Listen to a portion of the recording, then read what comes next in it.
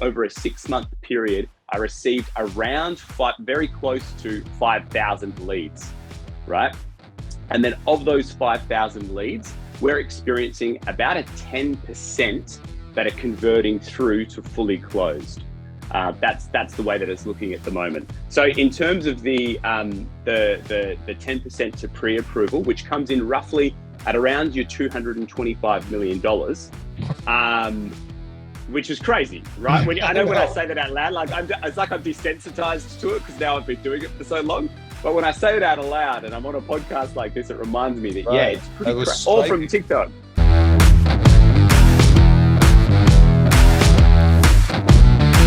Rob, welcome to the show. Hi, Jeff. How you going, mate? Hello from down under, as they say, right? Yeah, that's it. So I want to set up the context of this, and this is so cool how this happens, is you reached out to me over Instagram a couple of weeks ago or so and said you were a fan of the podcast, and I'm grateful for that. So thank you. But you also started sharing with me like the amazing results you were getting from TikTok. And so that's what we're here to talk about today.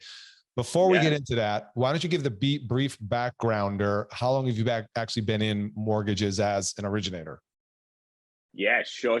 I actually, and it will surprise a lot of people if you go onto my TikTok page, but I started my broking journey I actually became licensed in May of 2021. So it's only been just over a year. So pretty new to industry, but one of my first targets as a new broker was how am I going to get those leads? How am I going to develop new customers? Mm-hmm.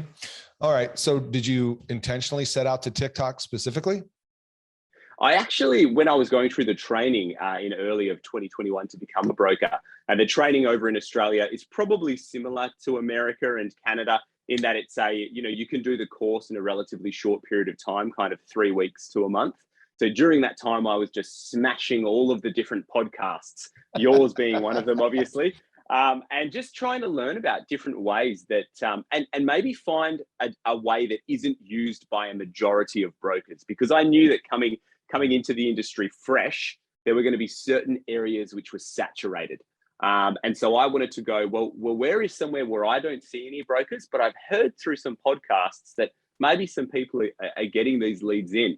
And I was listening to a Canadian guy who I think he'd reached about 15,000 followers on TikTok. And I thought, wait a second, isn't TikTok where 17-year-old girls are doing different dance moves? That was my thought in the first place.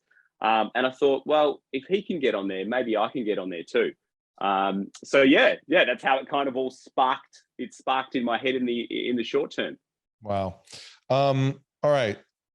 So what allowed you then to, because that is kind of the initial perception, or it has been up until recently, that TikTok's for the young, the dancers, all that kind of stuff.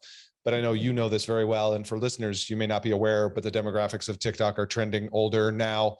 I mean, I looked at a stat the other day. I forget the exact number, but something maybe approaching 30% of them are 40 years old, something like around those. So that sounds right. Okay. Help us then, because we're going to get into your numbers in a moment. Actually, let's just do it right now. So you've been doing loans basically for about a year.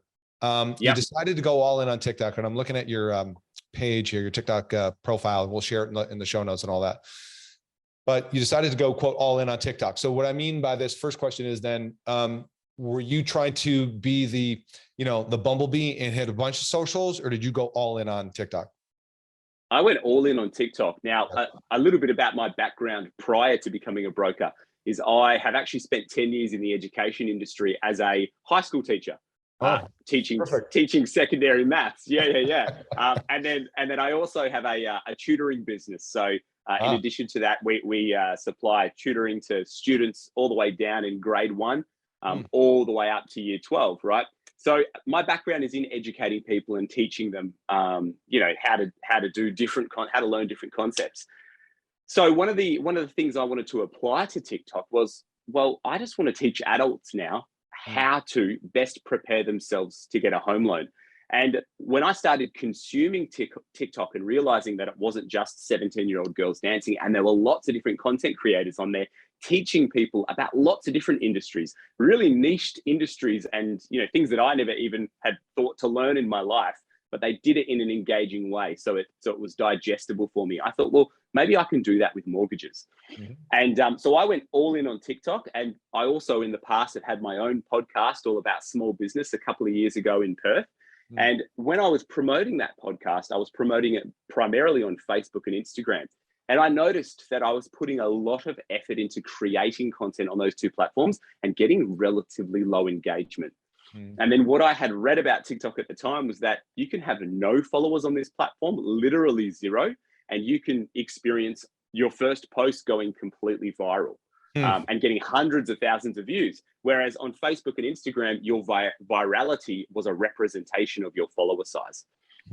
So I thought, I'm going to go all in on TikTok, but I'm going to approach it in the same way that I do the classroom, in the same way that I do my tutoring center. I'm going to educate. And that was kind of how it all started. Yeah, I think I always, have this saying, like, you can't go wrong if you lead with education, Yeah. Show up and serve. Okay, so let's get into the numbers then. So you shared with me over the DMs, but what have you closed from Instagram for loans? Total volume. And yeah, sure. So back in, so I started back in June of 2021, and then for 6 months I was using it as a broker, and it got to a point where I was getting in so many leads because, being a broker is in addition to my other businesses. So when I first started, I thought, if I could pull in 1 lead a month, I'd be happy. That was my initial thought process. And it got to December where I was having to turn away probably 95% of the people that were contacting me because I didn't have the capacity to serve them. So I thought, this doesn't work. I can't deal with the volume. So that's when I started to reach out to mortgage brokers all over Australia. And I said, how about I refer you these leads? And I actually converted my business into more of a lead generation for other brokers because I wanted to serve as many people as possible. That was the goal, right? So the way that it works with that kind of network is I don't charge any fee to send that lead out, like a lot of lead generation companies out there that charge you between $15 and $150 per lead. I give them the lead. If the lead goes through to closed, then I take a portion of the commission. So it's just a commission split. So since I started doing that back in January, over a 6-month period, I received around very close to 5,000 leads, right? And then of those 5,000 leads, we're experiencing about a 10% that are converting through to fully closed. That's the way that it's looking at the moment. So in terms of the 10% to pre-approval, which comes in roughly at around your $225 million, which is crazy, right? When I say that out loud, like it's like I'm desensitized to it because now I've been doing it for so long. But when I say it out aloud and I'm on a podcast like this, it reminds me that it's pretty all from TikTok. Yeah, that's why I was just like, that was nervous laughter. I'm like, what? 225 million? Are you sure? Yeah, so that 225 million is sitting in pre-approvals, and then during that time, we've had 70 million of that actually draw down to closed. Wow. So that's where we're looking. And then the other thing to note on those leads is a further 30% of the total is actually sitting in our pipeline as highly likely to convert to a drawdown into a closed deal in the future. So we've gone through their income versus their expenses versus, their liabilities. They're in a great position, but they just need to save another 10 grand, or they just need to save another 7 grand. So we haven't got them on that pre-approval track yet, but that's an additional 675 million that's sitting there. Okay, people are just kind of like, I think anybody who's driving pulled off the freeway or something and was like, what is he saying? Slammed on the brakes, swerved to the side. People are like, holy shit, what? All right, so this is really cool. It's very interesting. How then we'll get into your content in a moment, but how do most of the people that want to go to the next step, how do they engage? Do they DM you first? Do they click this link to your form? What do they do? Yeah. No, exactly. So that link that's on my profile, my TikTok page is specifically targeted at first home buyers. So when those first home buyers want to, they've consumed my content, they follow, they might be following, they might not be following. But if they want to actually go and get a home loan, they're going to click on my link. It's going to bring up a contact form, and then they fill in that contact form. And then it spits me their information. It's pretty much as simple as that. But there's a lot of strategies that I've put in place in order to get those customers from someone who doesn't follow me, to convert them into followers, from followers into leads, and then actually leads into customers. And what you'll notice there, Jeff, as you're looking through my form, is the simplicity of it. Right. There's no drop-down menu bar. You can't go to anywhere else other than that form. There's no option for you to sift through the, the massive about me section or the flashing lights of a web page. The simplicity is what bottlenecks them down to that submit button. Yeah, and it's a little bit different styling wise than we typically see with a lot of the big box companies, which is like a jot form style. It's a slider that moves from left to right as they fill in each section. Yeah. Okay, I like it. And so those that are listening, you can't see it, which, hey, talk about call to action. Go to the YouTube channel. You can see some of the stuff that we're sharing. Awesome. From Rob. But you said something about the strategy to get people to kind of move along the process.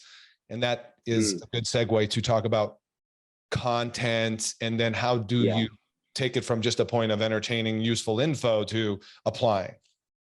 Absolutely. So look, the first step is to really be strategic with the type of content that you're creating. So I like to separate mine into 3 pillars. So I've got my educational content, which for me is providing the most value. And then I've got my entertaining and my inspiring content as well. The educational content is like, how can I give as much value as possible? Like Gary Vee says, left, jab, then come in with the right hook, which is the call to action where I ask for business. And you want to give that left jab that value as much as possible. That's the goal. And I do that in my education pieces.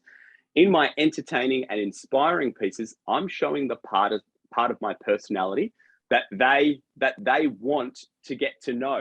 It might be a little bit of humor. It might be me showing them that I know how to listen to their story. And once you've rounded out that perception from your target audience's point of view, that's the thing that's going to drive them to your profile, okay? Now, within each video that you create, whether it's educational, entertaining, or inspiring, you want to make sure that there's a clear call to action.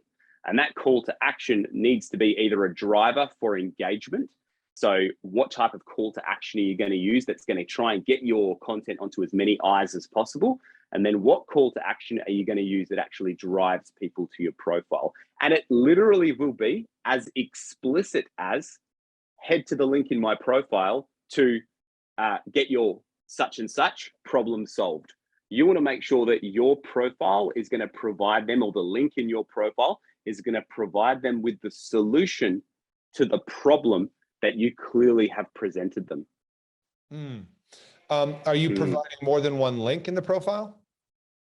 In my profile, that's that one link, and it's literally that contact form, right? So because what I want is, your solution is to fill out that form. That's right. That is the solution. So the solution might be every video that I create that is particularly the educational based videos is going to be separated up into 3 key components. You've got your hook, which is designed to get them to stay on your video for more than 3 seconds, because that's the average time in which someone then scrolls away from a video. Right. That's why we sit there, Jeff, and we look at one video, we scroll, and then an hour and a half later, we're still on bloody TikTok, looking through the videos, right? Right. So you want to keep them there for more than 3 seconds. Then you want to present a problem that is specific to your niche, your target audience. So for me, that problem for a first home buyer might be, okay, this is how much you earn. This is your income. G'day, mate. If this is your living, there you go. If this is your, that voice sounds too familiar, Jeff.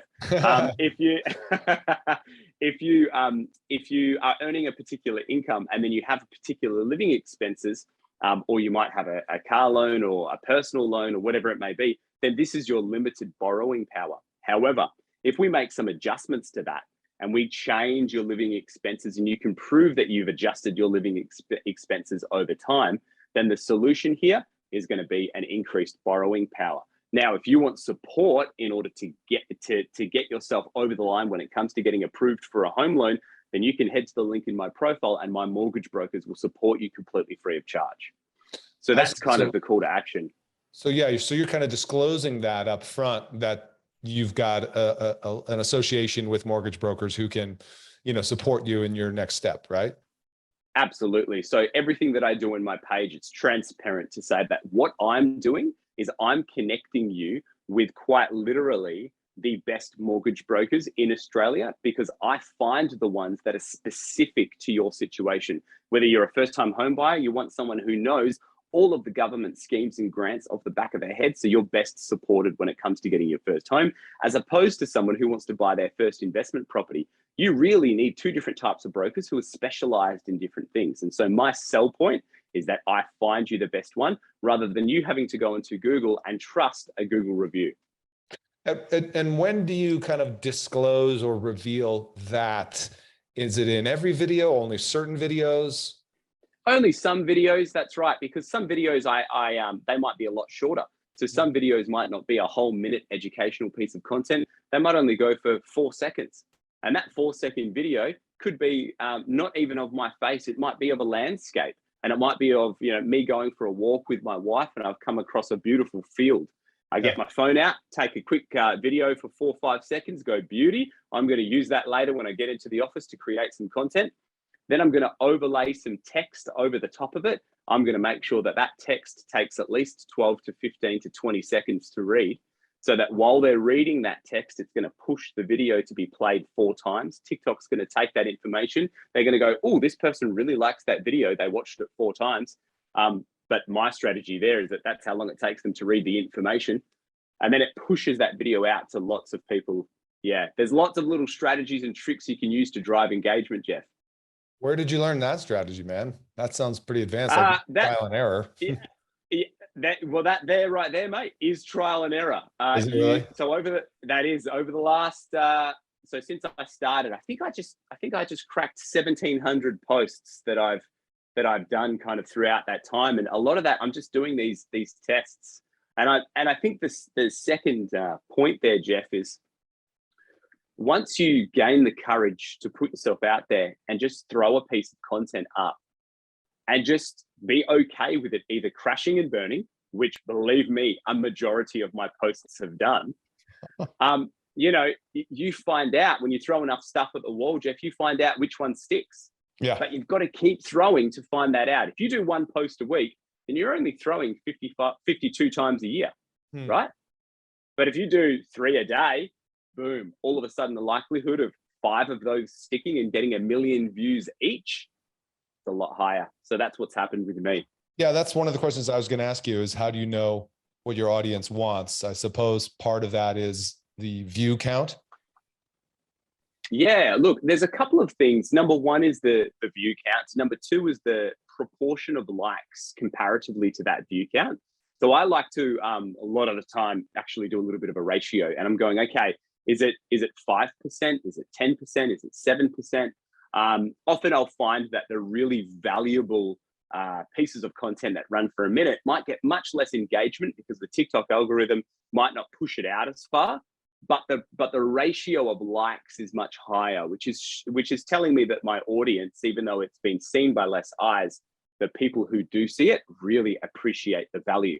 And you've got to remember that you're creating different pieces of content for different customers in your funnel, like your sales funnel. You're creating some for people that have never seen you before. So like, what is this guy about? You're creating some as just a little bit of a teaser to go, hey, did you know about this government grant where you can buy your first home with only a $20,000 deposit? They might be people who are halfway down your funnel, but just needed that little bit of information to have the confidence to contact you to start the process. And you might have those people who are just showing resistance. So you need to prove to them that you're the type of person that they want to work with, showing that side of your personality. So varying up that is really important.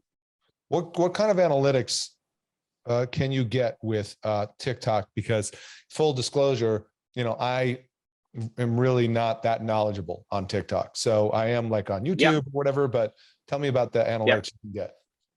Yeah, sure. So the analytics are based on the number of viewers, the number of likes, the number of saved to favorites. So there's a save to favorites button. And then what people can do, similar to Instagram, is they can create collections within their own profile, and then their saved videos they can categorize so they can easily come back to later. So that's an example of someone saving to favorite.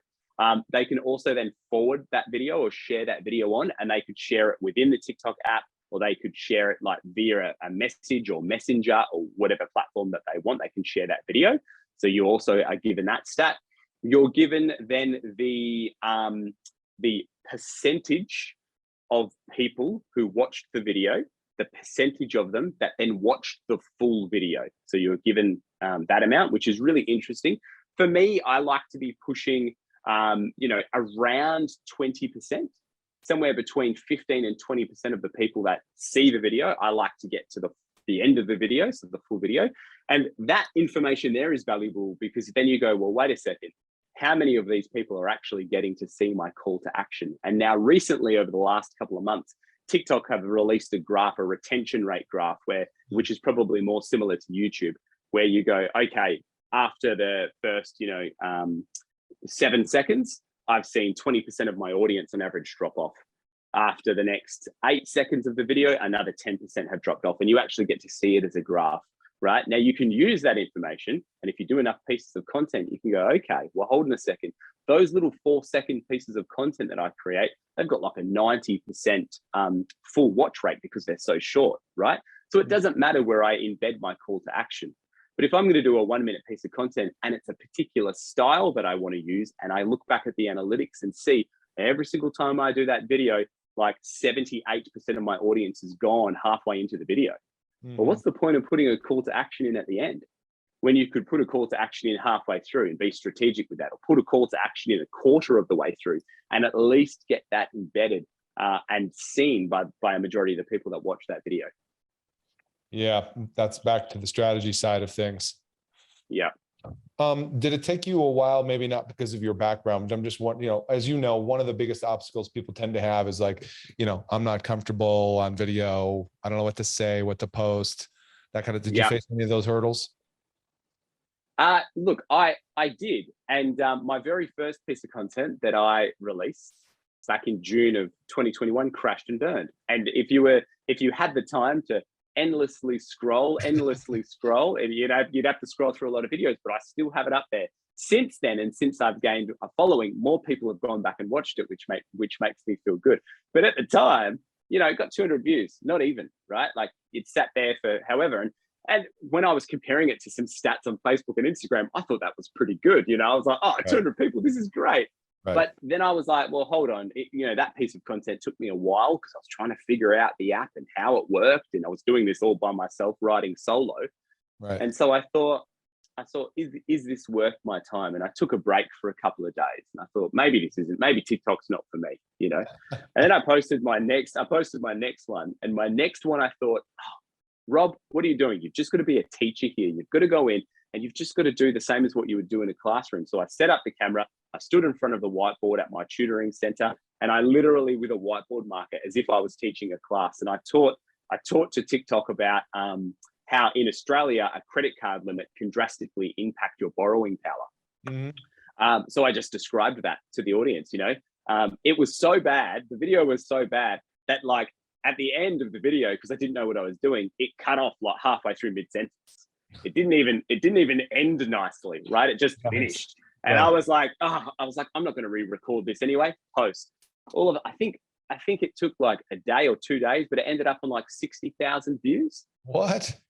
Yeah, and I was like, and I had at the time, I think 3 followers. One was my mum, and the other was my dog, right? And and I thought, if I can get 60,000 views with the knowledge that I had trying to promote my podcast years ago on Instagram and Facebook, sometimes I post something on Instagram or even Facebook, and even with my tutoring business, I do paid advertising on Facebook. And even then I'd still only get like, I'd spend $100 and maybe get like 2,000 views on a post. Mm-hmm.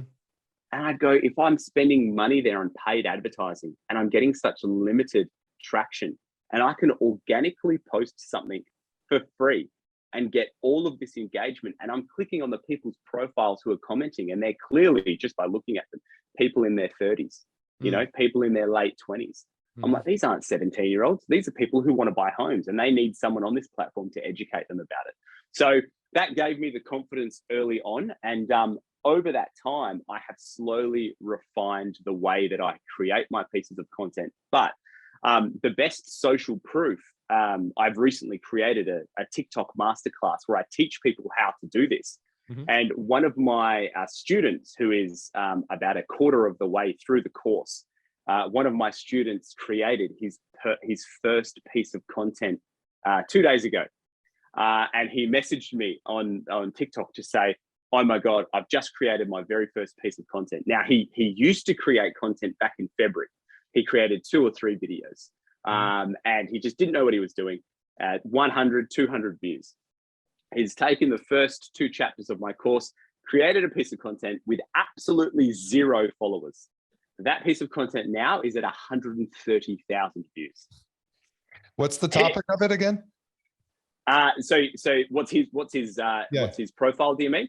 I think it's called walker.team.mortgages. I think that's the name. Okay, so he's doing mortgages also. Yeah, he's a mortgage broker. Yeah, okay. Yeah. He's a mortgage broker. He's a mortgage broker up in Ontario in Canada. Yep. And so the reason why I wanted to highlight that is because I think people, when they see my TikTok page, they get intimidated. They get intimidated by the confidence in which I have to present the information, and they go, how am I going to be able to do that? How am I going to be able to stand in front of the camera and do what he does? But you're looking at someone who, like I said, has created over 1,600 pieces of content. Right. I've learned a lot during that time.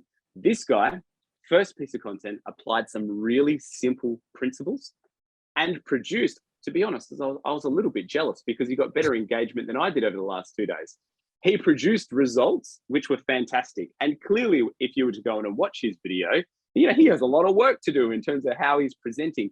But the idea is there. He provided value to his audience, and he did it in a digestible way that was specifically targeted on his market in Ontario. So they were like, obviously they ate it up. They loved it. Speaking of that, targeting in your market, I've read some stuff about search coming to TikTok, meaning localized search, and of course, YouTube, TikTok, all that kind of stuff competing. Now, obviously, I can search generic terms, but do we have any comments around that kind of near me type stuff coming around? Yeah, I haven't actually applied any knowledge that I have about any search engine functions or SEO optimization on TikTok. I think that's going to be a massive future game player.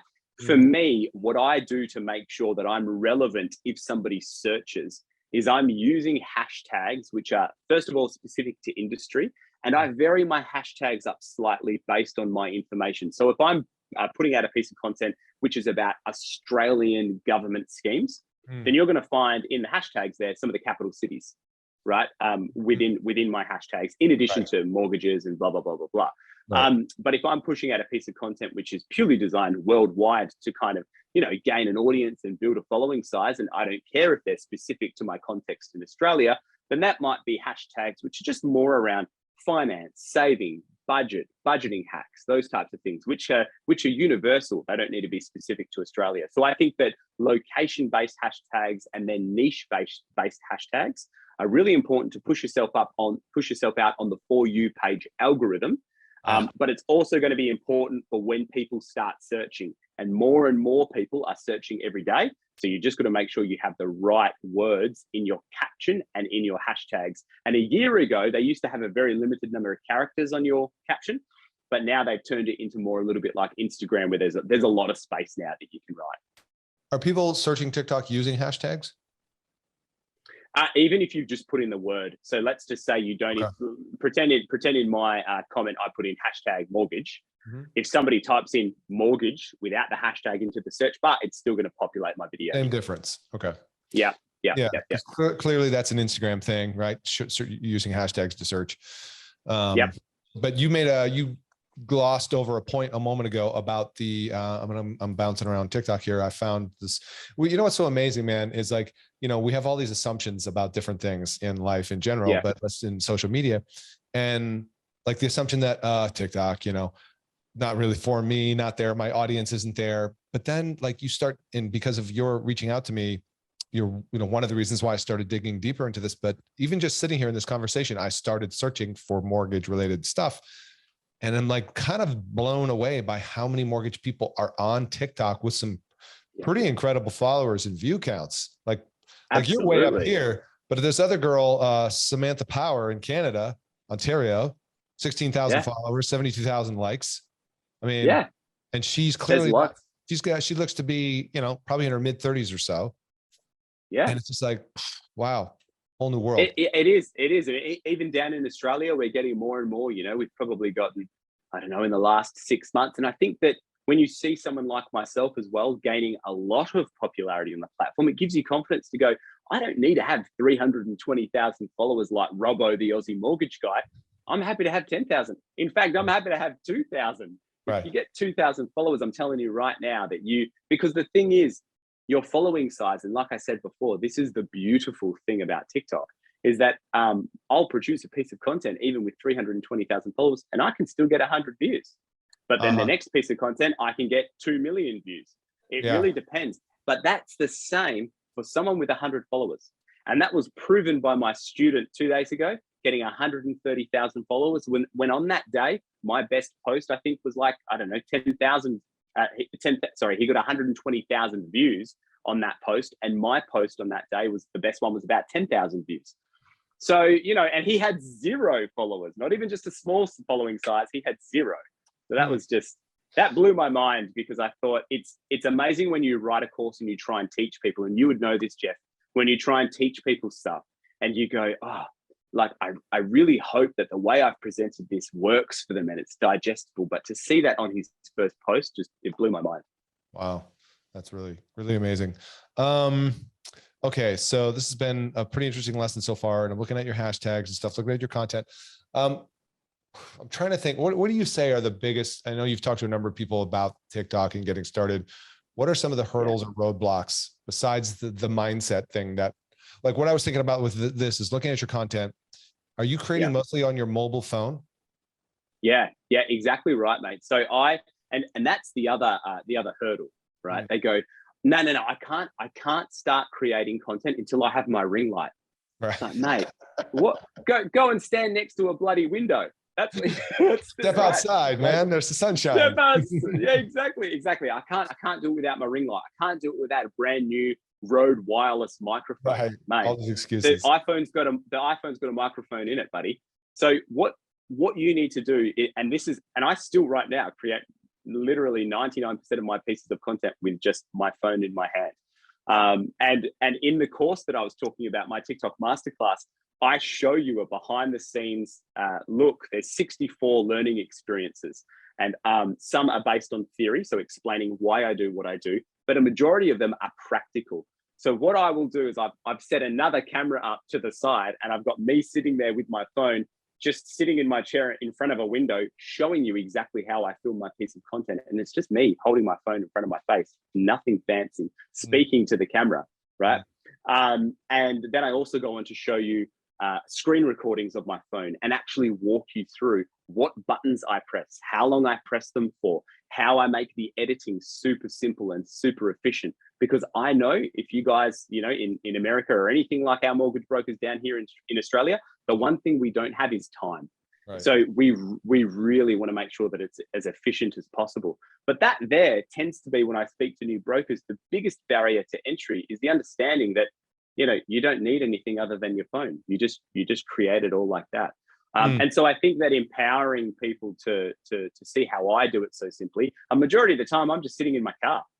Right. I've got two young kids. If I try and do it at my house, there'll be screams in the background every 7 seconds when somebody's fighting someone else for the new Lego blocks. So I just go and sit in my car, nice and quiet. The car produces actually pretty good audio, like for an iPhone speaker. Beautiful light coming in from all different angles. The perfect place to do it. Where do you get your ideas then? And do you batch film, or tell me about that? Great. When you start out, it's important to try and figure out, I guess, first of all, who is your ideal customer? And I know that different mortgage brokers, I guess they specialize in different things. Some mortgage brokers do everything, but I think the most successful ones, they really go all in on a specific niche. So if you're trying to focus in on first-time home buyers, for example, if you're an experienced broker, you know the types of questions that they ask. You know the types of pressure points throughout the journey that they really need support on. So you can turn those pressure points and that journey, that customer journey, into little pieces of content. So that's what I would advise you doing in the beginning. The other thing that I would say is actually create a second TikTok page and pretend that you're a first-time home buyer. Sometimes, when we're in our 30s or 40s, and if we've got 1, 2, or 3 homes, we've been through the house, the house process 3 or 4 times buying a home, you forget what it's like for a first-time home buyer. So create a second account and actually spend 30 minutes a night scrolling through some of the information and trying to like the type of content that you think a first-time home buyer would like. What type of stuff would your customers engage with? Would they look at stuff about new home decor, for example, interior design, the aesthetic of a new home? Once you start clicking on that stuff, TikTok's going to do the work for you, and they're going to start pushing you out content on your ideal customer avatar TikTok page. They're going to start pushing you content, which is going to inspire the content that you can create, because you want to create stuff that's specifically targeted to them. As you build up your following and you do more and more pieces of content, the comments that people make, the questions that they ask, that's going to inform your content, right? Yes. So it's like a snowball effect. Once you get rolling, you just have endless ideas. And then the whole other side of providing valuable content is then you want to try and provide trending content. And that's one of the big parts one of the big strategies that I've used to build my following size is, how can I take something that's trending on TikTok? And an example of that might be somebody might have clipped an audio from a popular movie, right?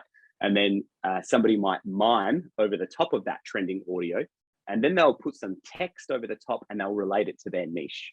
Whenever I see one of those videos, I save it to my favorites. I put it in a collection that says potential trending.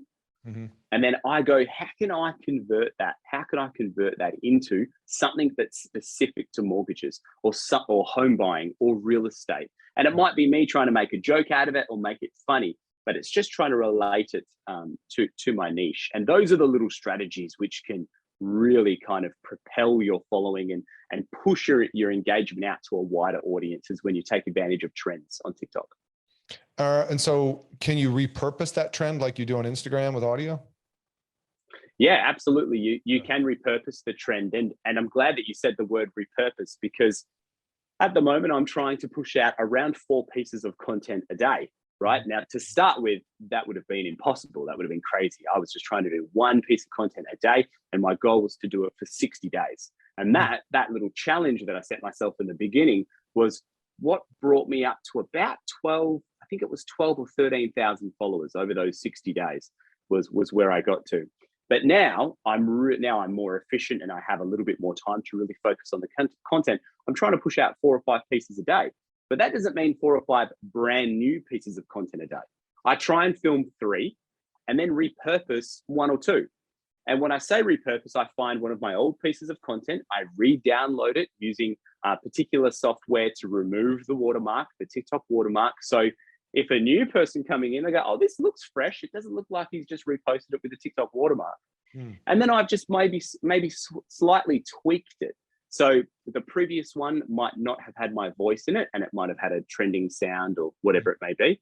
I might completely decrease the volume of the old sound, add a new sound in, increase the volume on the new sound, re-sticker over the top of my previous call to action so you can no longer see it, provide a new call to action based on what I want my customers to do within that moment. So that piece of content, re-download, re-sticker, new audio, it's taken me 1:30. Piece of content, and some of my reposts have gotten 5 times the engagement of the original post. Right? And so I think there's this idea that, if I'm pushing out old content, then people are going to get sick of it and they're not going to engage in it, and it's going to get no views. But it can be the complete opposite. What was there anything surprising to you about your journey on TikTok that you didn't expect, either on either side of the coin, positive or negative? Okay, 2 things. Let's start with, shall we start negative and end on positive? We'll start negative. So the first thing, and this is one of the chapters, one of the modules in my course, and I was really passionate about this coming from the education system, working with high school students, is the mental health, I think, that you really need to focus on going into any type of social media platform, but TikTok in particular, is as you build your following size, you need to understand that you're going to receive negative comments, right? And when you look at the proportion of those negative comments compared to the positive ones and the likes and the shares and the follows, it's so minuscule. It's so small. But of course, we're humans. And what do? We focus in on the negativity, right? And we go, oh my God, Joe from Arkansas, you know, he hated my piece of content, and he says that I'm a loser, right? And Robbo down in Perth, Australia, for some reason, would focus on Joe from Arkansas. Who cares about Joe from Arkansas, right? No offense, all the Joes in Arkansas, by the way. But that's the one thing, is I really just wanted people to, I think once you gain perspective about the proportion and about how little that happens, it helps you deal with it a little bit more. But I would be lying if I said that it doesn't impact your confidence and make you insecure. So that's probably the most negative thing. But if you're prepared for it and you can deal with it, it's absolutely fine. But in terms of the most positive thing, I was blown away at how quickly I became classified as an expert in my industry. It blew my mind, because remember, I became licensed a month before I started creating content, right? Now, because I was creating content, I was on a really crazy learning journey of absorbing every single thing to do with the industry. And I was lucky that before I was a teacher, I actually worked for one of the big banks here in Australia in home loan lending. So I had a background, right? So it wasn't like I was completely fresh to the processes of mortgages. So I had the background, so it wasn't very challenging for me to learn everything. But still, I was new to industry. And, you know, after that 60-day challenge and 12,000 followers, there were so many people that were like, Robbo, the Aussie mortgage guy, he knows what he's talking about. And yeah, I did, but definitely nowhere near as much as a majority of other brokers in Australia. I'll tell you that much. And that was one of the other things that made me convert my business model into more of a referral agency. I was like, you know what? I'm good at mortgage broking. I'm good at being a loan advisor. I'm fantastic at creating content on TikTok. So I'm going to double down on what I'm great in. And I know that a lot of mortgage brokers find it a challenge to generate their own leads. So that's what kind of created the business. I found the best brokers in the industry to marry up with me being the best creator in Australia in TikTok for mortgages. And that's kind of how that came to be. Well, yeah, very smart of you to be aware of that, right? To be in your superpower area. Reminds me of a guy I know on YouTube who did a very, very same thing. Interviewed him as well on the podcast, but he started generating all these leads, and then he flipped his business model to be lead gen instead of mortgage broker. Amazing. And what's great about that, though, by the way, is that really speaks to the power of brand and perception, right? And how perception is reality, because what they assume is by looking at, they don't even ask, oh, how long have you been in the business? How many loans have you done? The assumption is, dude knows what he's talking about. Yeah. So, and it's because it's confidence is key, right? You have that confidence, and you're prepared to put in the time to educate. And that's the other thing, is even if people don't admit it in the moment, they appreciate free value. They can log on to TikTok completely for free. They don't have to pay a subscription, and they can consume, if they really wanted to, and they sat down on my page, they could sit there for 24 hours and consume so much value completely for free that could change their life. I've had, and this is the other point, I've had, you know, people reach out like any mortgage broker and say, thank you so much, you know, and it might be for a loan advisor. Thank you so much for supporting me through the journey. I have people reach out to me and just say, thank you so much for educating me on TikTok. I didn't think I was going to buy my first home for 5 years. I've done it in 12 months. Would not have been able to do it unless you inspired me and planted the seed to go out and get that information from elsewhere as well, not just from TikTok. But that's the thing, is you become a change agent for these people, right? And they appreciate that value. And even if they don't turn into your customer, just the fact that they might say to their friend Sally or their other friend Bob, hey, follow this guy on TikTok. It might be Sally or Bob that turns into your customer. But it's just about creating that brand awareness. Well, I think, first of all, this has been great. Thank you for this wonderful education. And we've just like barely even scratched the surface of how deep we could go with TikTok. I've learned a lot, and I'm going to continue, obviously, to follow you and learn from you. So why don't we do this? Two things. I want to give everybody your profile name on TikTok. It's I'm sorry, I got to make sure I'm on the right page. Hold on, I got too many. What is your Instagram, your TikTok profile? My TikTok profile is trusted.finance. Okay, great. And obviously that's also your profile on some other social platforms, but we're focused on TikTok for right now. All right. The good news is though, like if you're intrigued by this and you're kind of curious, hey, I'm open to learning more on how do you do something similar on TikTok, grow a following, grow leads, 5,000 leads. I love the fact that you have an educational background and you put a course together, because anybody I've known who does have an educational background, when they do put a course together, it's usually spot on solid, because they understand how people learn, right? And know how to lay that out. So if you could, and we'll put a link in the show notes for those who want to learn more, but tell us briefly about your course, what somebody can expect when they click the link to go check out more. Absolutely. So the course is called Convert Your Followers into Customers, the TikTok Masterclass.